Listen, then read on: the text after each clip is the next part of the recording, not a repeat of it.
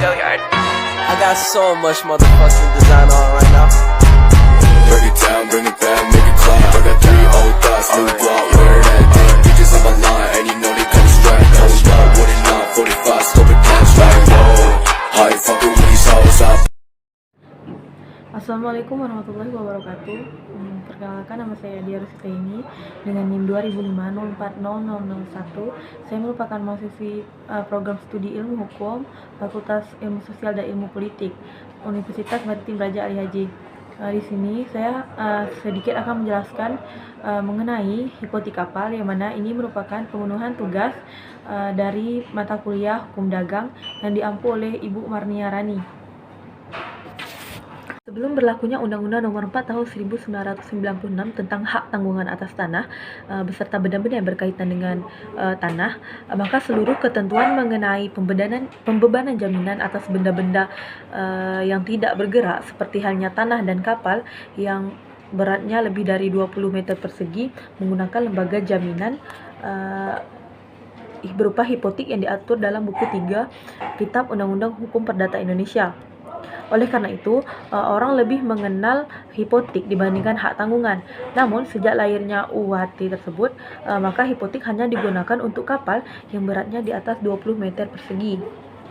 Jadi, pada saat ini, untuk pemberian jaminan berupa hipotek atas kapal yang masih tunduk pada aturan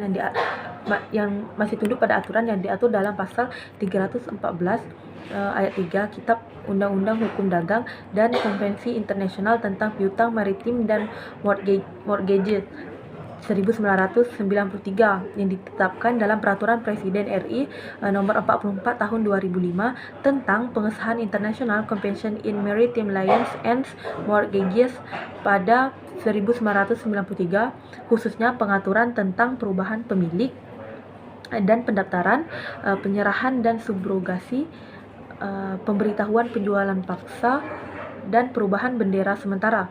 Ketiga aturan tersebut gunanya untuk melindungi pemegang hak hipotek atas kapal, khususnya yang berlayar antar negara.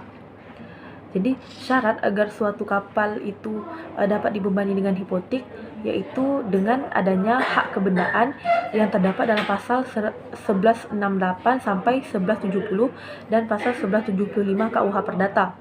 Jadi yang dimaksud dengan adanya hak kebendaan tersebut adalah kapal tersebut sudah ada dan sudah terdaftar sehingga hak yang dimiliki oleh kapal tersebut sudah ada atau sudah lahir.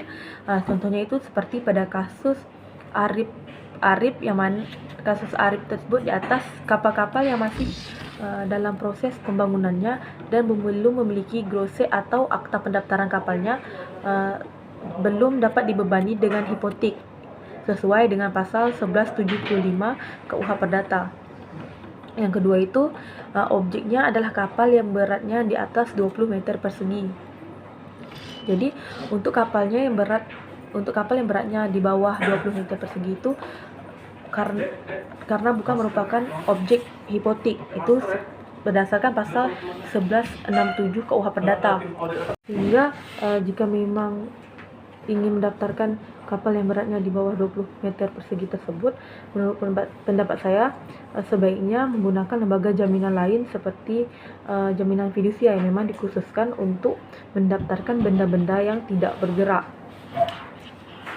Namun apabila kantor fidusia tersebut menolak mendaftarkan jaminan atas kapal yang beratnya di bawah 20 meter persegi tersebut dengan alasan bahwasanya hal tersebut bertentangan dengan Undang-Undang Nomor 42 Tahun 1999 tentang jaminan fidusia, maka dapat dibuatkan akta kuasa menjual yang dibuat di hadapan notaris itu sesuai dengan pasal 1172 KUH Perdata sebagai pengaman bagi pihak bank.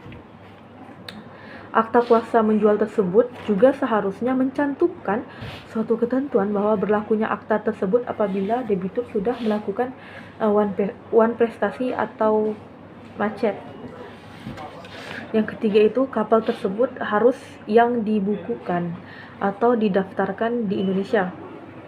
Hal ini sudah sesuai dengan penjelasan saya pada poin 1 tadi di atas, bahwa kapal tersebut harus sudah terdaftar pada kantor pelabuhan setempat. Yang keempat itu diberikannya dengan akta otentik sesuai dengan pasal 1171 KUH Perdata.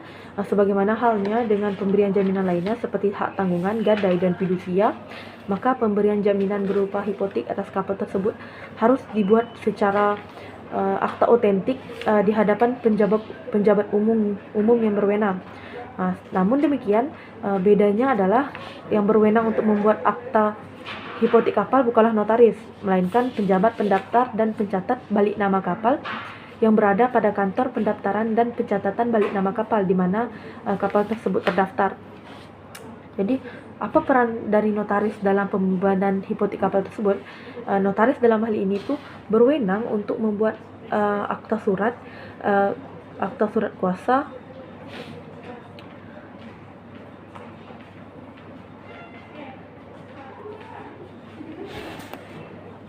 sehingga peran notaris dalam hal ini dapat dipertanyakan.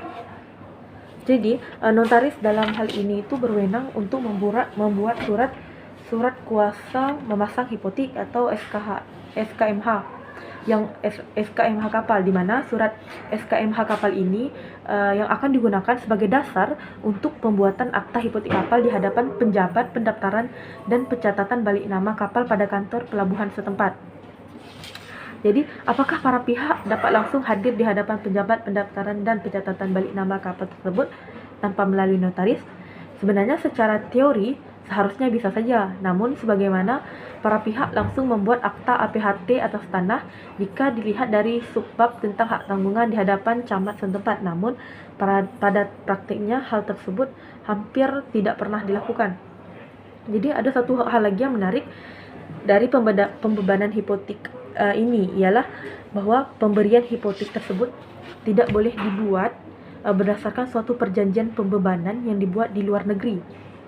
Namun apabila kapal tersebut secara hukum terdaftar di Indonesia, kecuali ada traktat atau konvensi internasional yang memperbolehkan mengenai hal tersebut berdasarkan pasal 1173 KUH Perdata. Oleh karena itu, walaupun kreditur dan debitur berada di luar negeri hendak membebankan hipotek atas kapal Indonesia, maka perjanjian tentang pembebanan hipotek tersebut juga harus dibuat di Indonesia. Yang kelima, itu menjamin tagihan hutang berdasarkan pasal 1176 KUH Perdata. Dalam pemberian hipotek pada kapal, harus ada hutang yang dijamin dengan pembebanan hipotek tersebut. Oleh karenanya, biasanya dalam akta hipotek selain mencantumkan mengenai identitas kapal yang dijaminkan, juga mencantumkan data mengenai beberapa besar hutang yang dijamin dan berapa nilai penjaminan dari kapal tersebut. Hal ini untuk memberikan kepastian hukum pada saat dilaksanakannya eksekusi atas kapal tersebut. Baiklah, sekian yang dapat saya sampaikan. Terlebih dan terkurang saya mohon maaf. Assalamualaikum warahmatullahi wabarakatuh.